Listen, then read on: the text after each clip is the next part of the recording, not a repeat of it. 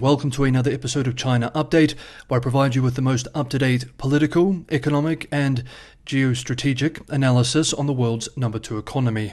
My name is Tony. Let's jump in. Happy Tuesday, everybody. It has been confirmed that today, Tuesday, US President Biden will announce new tariffs on products from China as the US Trade Representative's Section 301 4-year review of the Trump-era tariffs concludes. We discussed this possibility over the weekend, and it now seems all but confirmed. On Monday, US-based New York Times writes that most of the Trump tariffs are expected to remain in place. Quote, but Mr. Biden plans to go beyond those by raising tariffs in areas that the president showered with subsidies in the 2022 Inflation Reduction Act. End quote. The tariff rate for EVs will rise to 100%, and there will be new or increased tariffs on other products, including semiconductor and solar-related goods. It's estimated that only about 5% of Chinese exports to the US will be affected, but sectors believed to be important for national security will be protected. Quote, China has methodically built a monopoly over much of EV production, from mining to mineral processing to battery cell manufacturing, with control of internal combustion engine and as well as EV production. China would dominate a large swath of the industrial inputs critical to national defense. Tens of thousands of jobs would disappear. Tax revenues would dive. We would forget how to make things, even the most basic things. The West would be extremely vulnerable. Does the idea of utter China domination in autos seem extreme? It's not. Consider solar panels, where China supplies more than 90% of global demand, or shipbuilding, where China production accounts for more than half of global output, or so many of our home appliances. Ditto.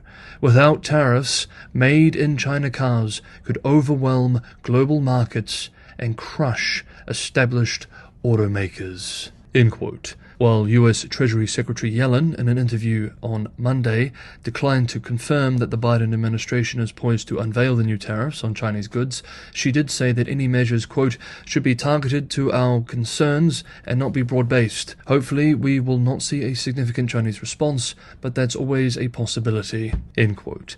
PRC officials will not be happy, of course, but their main concern will be if other G7 members align with this strategy with the US at next month's summit. Next up, this update is a little old now, but it is worth taking note of. Last week, a vice admiral in the Philippine Navy was at the center of a geopolitical scandal after the Chinese embassy in Manila claimed to have an audio recording of him agreeing to a controversial new model to manage conflict over the disputed Second Thomas Shoal in the South China Sea. Manila has denied that Vice Admiral Alberto Carlos has approved the alleged deal that would limit the Philippines' capacity from resupplying its outpost in the Second Thomas Shoal. Last week, PRC officials pushed a major information campaign, saying that there had been an unwritten agreement with the Philippines that the Philippines then broke. After the Philippines denied the claim, the PRC produced more information, including claims that there was a recording and an alleged transcript of the conversation.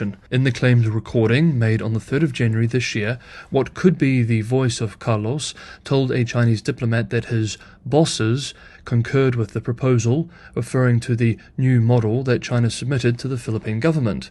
In the recording, the Chinese official said that the, quote, new model had nothing to do with sovereignty, but was for peace and stability, end quote. Carlos is the Philippines' chief of the Western Command and is now on personal leave, though the Philippine side says his leave has nothing to do with the alleged deal. This all raises several questions. Did this conversation happen? Or are these recordings completely faked, perhaps with AI? If it did happen, was it only this one person acting on his own initiative, or were there others in higher leadership positions aware? Critically, if this conversation did happen and higher leadership knew, was this information shared with the United States? As its security guarantor in the region, salient information like this would need to be shared. On Wednesday, the Philippines Defense Secretary slammed the Chinese embassy for violating the anti-wiretapping law, and while he did not categorically deny the authenticity of the recording, he again denied the existence of a secret deal on the shoal. The same day, the Chief of Staff of the Armed Forces of the Philippines expressed, quote, China's claim of an audio recording does not merit significant concern, as it appears to be a malign influence effort from the Chinese Communist Party. Transcripts can easily be fabricated, and audio recordings can be manufactured by using deepfakes. These reports only aim to serve as a distraction from the China Coast Guard's ongoing aggressive behavior. End quote. The same day in Beijing, a PRC Foreign Ministry spokesperson expressed, quote, "The Philippines seeks to mislead the international community. This hurts its own credibility and puts peace and stability in the South China Sea in jeopardy. China urges the Philippines to honor its commitment, stop maritime infringement and provocation at once, and return to the right track of properly handling disputes with China through dialogue and consultation." End quote. It is difficult to know what exactly has happened here, but because of the extremely sensitive and dangerous nature of this region, which we've been following closely in recent months, we take note of these developments and move on.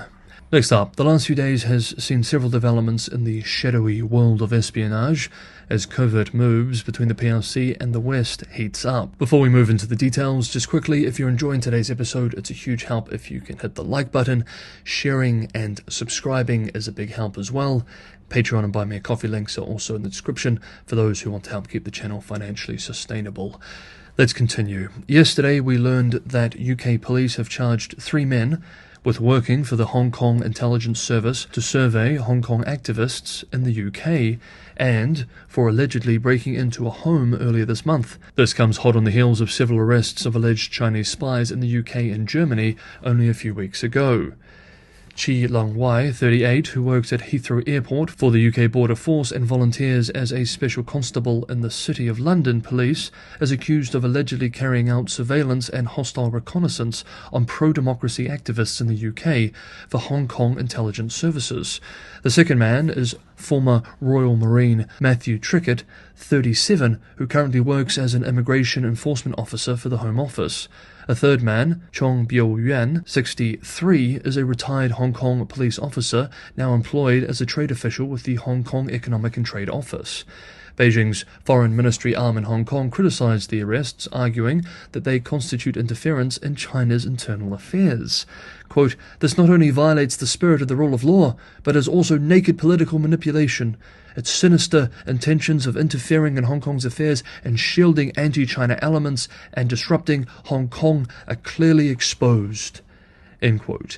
Incredibly, the statement went so far as to add, quote, "The Chinese government remains firmly resolved in fighting anti-China elements seeking to disrupt Hong Kong and in upholding the stability and prosperity of the region. The UK's harbouring of wanted criminals tramples on the rule of law and leads nowhere."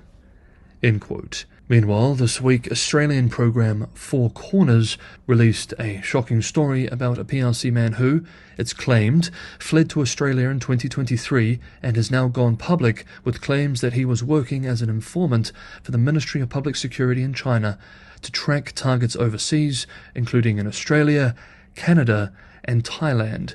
The spy, who goes by the name of Eric, worked as an undercover agent for a unit within China's Federal Police and Security Agency, the Ministry of Public Security, between 2008 and early 2023.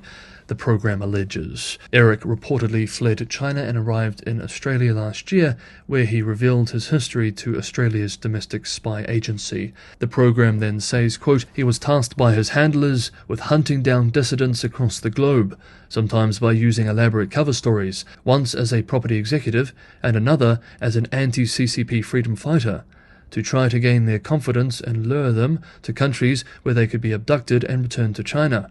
Four Corners has seen hundreds of secret documents and correspondence that back up Eric's story about his assignments and targets, which covered China, India, Cambodia, Thailand, Canada, and Australia."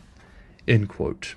And finally, over the weekend, Beijing's Ministry of State Security WeChat account made a long post warning people working overseas for Chinese firms to be wary of foreign intelligence operatives' tricks to steal secrets. Quote, "The post basically tells people to be suspicious of any foreigners who are nice to them. The MSS warned of attempts to steal geographical, meteorological, biological and other sensitive data from China's important nature reserves by a foreign professor as well as a foreign university working with a foreign NGO on a project with a national nature reserve in southwest China. Everything, everywhere, is national security now." End quote. Okay, that is today's episode of China Update. Thank you so much, everybody, for watching. Have a good Tuesday, and I will see you all tomorrow.